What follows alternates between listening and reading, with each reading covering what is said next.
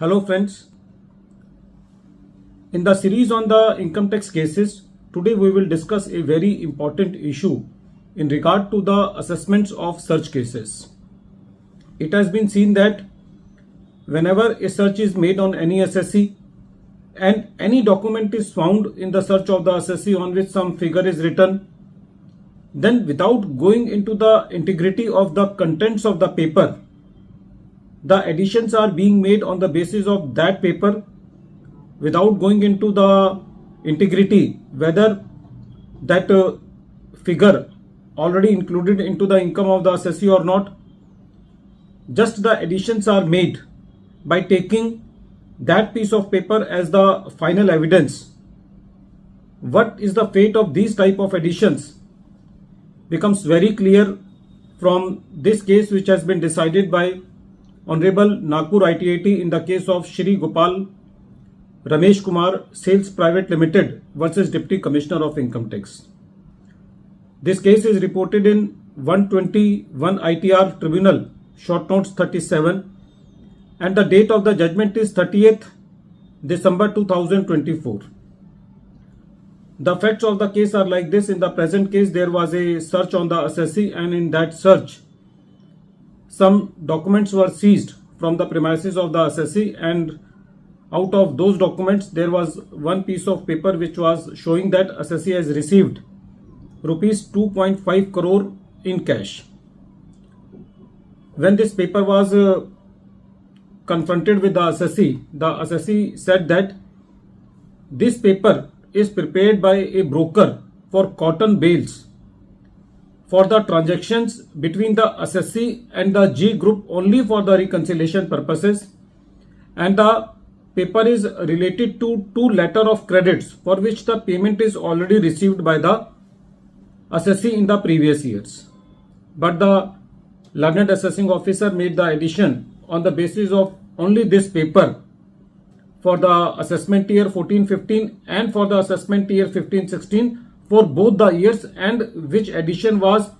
being upheld by the learned CIT appeal. When this matter came before the tribunal said that in the present case,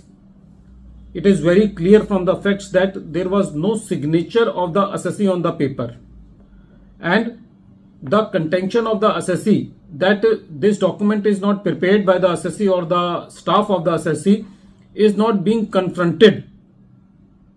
by the learned assessing officer. The tribunal was also of the opinion that there was no inquiry from the person from whom it was alleged that the assessee has received the cash, or there was even no inquiry from the person by whom this paper or this piece of paper has been prepared. So,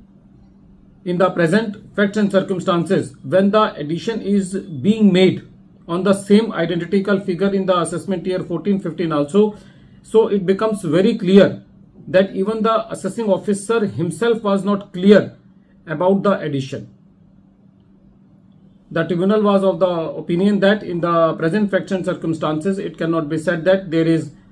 addition which is based on any provision which gives the power to the assessing officer to make the addition. Friends, this case is very important. This case gives light on the concept that the additions cannot be made only